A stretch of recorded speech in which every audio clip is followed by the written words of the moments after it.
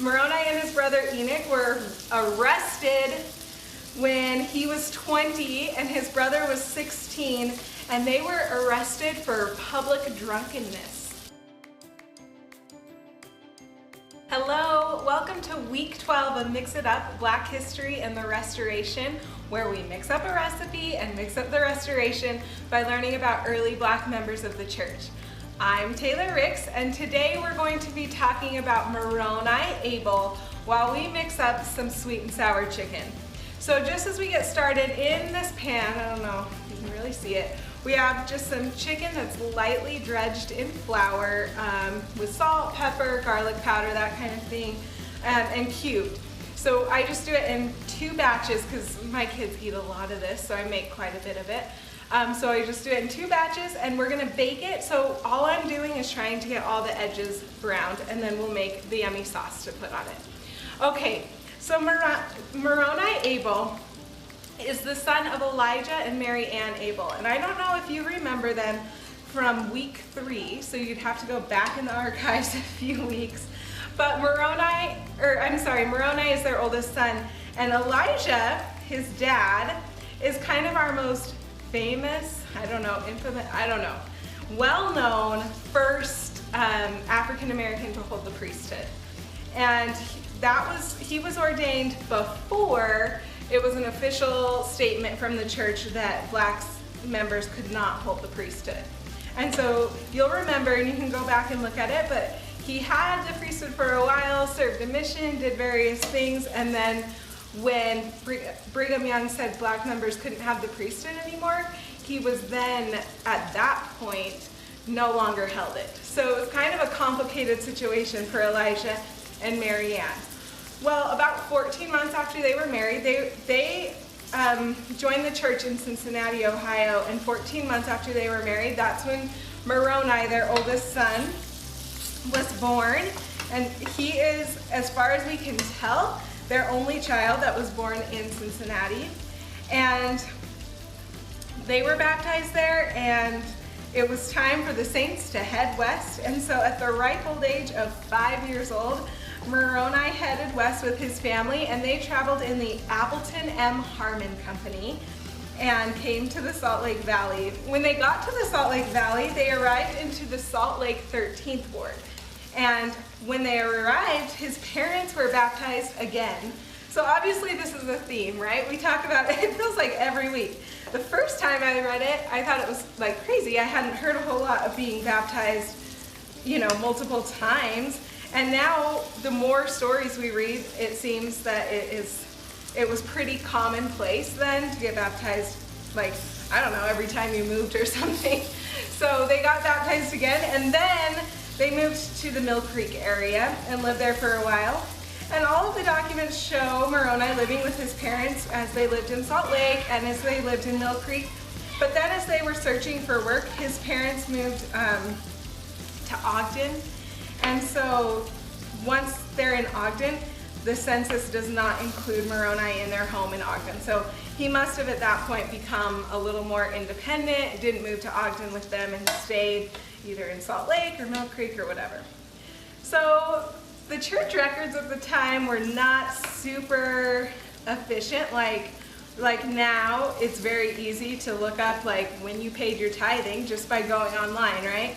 Well, they didn't record things as well back then, which means we don't really know how active Moroni was in the gospel, especially once he left his parents' home, because his church records don't say whether he was there or wasn't there.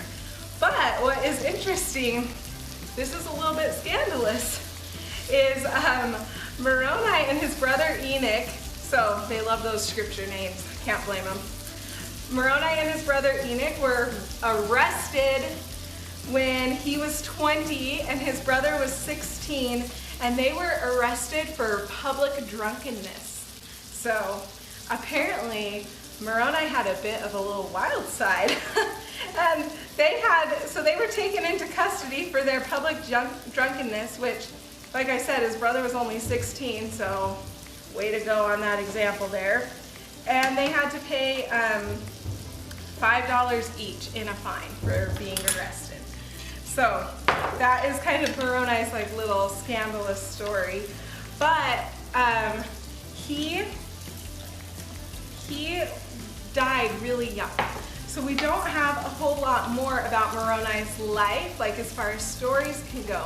But what we do know is that he kind of got ill, and he must have moved back in with his parents at the point that he got ill, because a few days before he died, he asked for a blessing, and in the blessing, they ordained him to be an elder. And his obituary and everything say that he was faithful throughout his whole life. So that's what we're going to go with. Like, he was faithful for his whole life. But what is interesting is that during the mid to late 1800s, when somebody was like on their deathbed dying, they would often ask for a blessing. And if they were men, it was pretty common for them to then be ordained to the office of an elder if they weren't previously. In fact, a few months before Moroni passed away and got his blessing, Reuben McBride, a different pioneer, he was 11 years old, and he was on his deathbed, unfortunately, and they actually ordained him an elder as well, even at that really young age. By the way, this is supposed to be measured, but it's just my luck that this is all the ketchup in the house. Anyway, back to it. So it was super common, like not at all weird to be ordained to an elder on your deathbed. And the truth, like, they did it because they felt like then they would be prepared to like get to the other side and get right to work and have that done for them already. Well, a few times the church kind of unofficially said like, yeah, let's not do the deathbed thing.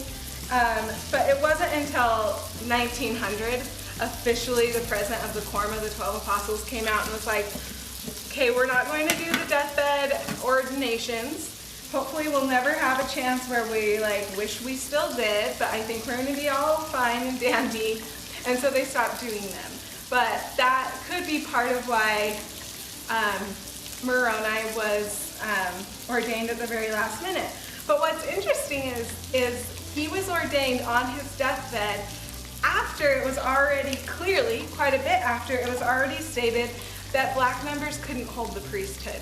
So for whatever reason, I don't know if it was because he was dying, I don't know if it's because he is recorded in some records as being mulatto, mixed race, which is not a word that we use, but a word they used. I don't know if those reasons played into why he was still able to be ordained, even though black members couldn't hold the priesthood.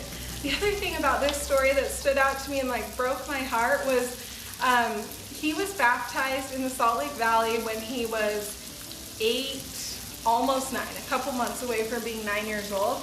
And he was baptized by Eli Hyatt and Steve White. Spelled kind of weird, so I guessed on that. But he was baptized by them and confirmed. And it's just sad because his dad had the priesthood. And like we know from his story in week 3 that we talked about already, that he faithfully honored and lived his priesthood. And so I always just think that's such a bummer that his dad wasn't able to baptize him or any of his other siblings, which we're going to talk about some of his other siblings and family members the next few weeks. So it's just kind of going to be an Able family reunion on Mix It Up. So look forward to that. Anyway, he was close with his sister, Annie, and we think that she either wrote his obituary or like she signed off on it as being like accurate and correct, because they spent a lot of time together.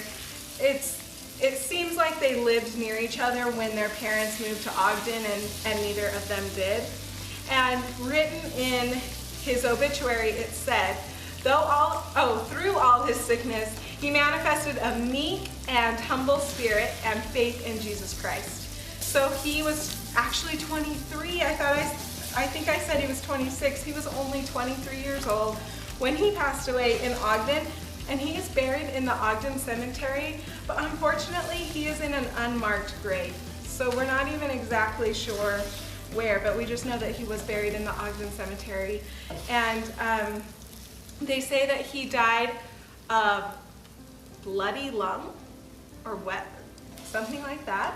So it's always fun to try and decode what they meant, like what we would call that today. Don't know if that is a blood clot or a pneumonia situation where his lungs were full of fluids, or if it's like cystic fibrosis or something like that, but it was an issue related to his lungs, and so he was laid to rest in the Ogden Cemetery there. And that is the story of Moroni Able, Elijah and Mary Ann Abel's oldest son. Okay, so now with this chicken, I just put it in a dish. This is the sauce, and we pour it over the top of it as it cooks. It cooks for about 45 minutes, 350. And I just stir it about every 15 minutes. It gets it really nice and coated and delicious. Serve it with green beans or broccoli over rice, and it's so good. The kids love it, husband loves it, and it's, as you can see, it's not terribly difficult. So thank you so much for coming to week 12. I can't believe we're on week 12 of Mix It Up, Black History and the Restoration, and I can't wait to see you again next time. Thanks.